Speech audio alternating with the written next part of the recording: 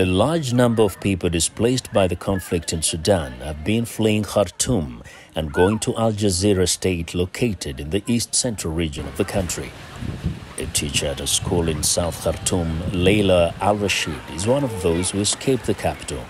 She says she was forced to seek shelter in Wad Madani camp, the capital of Al Jazeera state, due to relentless bombing in Khartoum. Al-Rashid now lives here with her niece, who gave birth in the camp. The current situation is completely unstable. We've been suffering due to the insecurity since the beginning of the war, and now we're living in a very difficult living situation. Everything is gone now. We're suffering greatly from the disaster. We don't know what to do. Al Jazeera state now shelters tens of thousands of displaced people in facilities that were previously schools, universities and mosques, according to aid agencies. Most of these institutions turned shelters are run by civilians and other humanitarian organizations, but some with medical conditions like Babu Ali Ismail say they lack medical care. I had missed a number of dialysis sessions when I had run out of all the medicines. The situation became dangerous for me. I came to Wad Madani to find a dialysis center. I live now in this school, which has turned into a shelter. Sinahid Hussein, a resident of Khartoum, fled the city to give birth in Wad Madani after experiencing what she calls the horrors of war in the capital city. The war forced us to leave our city. I was pregnant and placed here in a shelter.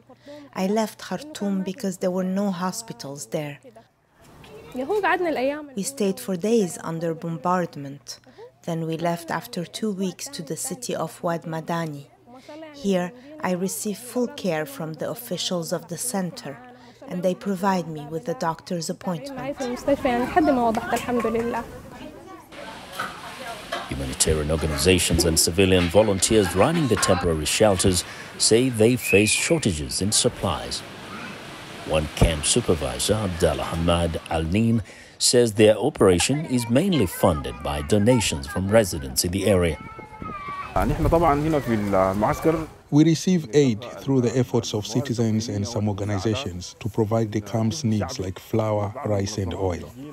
We have a warehouse to store supplies, and we have a large kitchen to prepare food for families, some of whom help us in cooking. We also desperately need medicines because we have a large number of diabetics and blood pressure patients, in addition to cancer patients and pregnant women who need special medicine.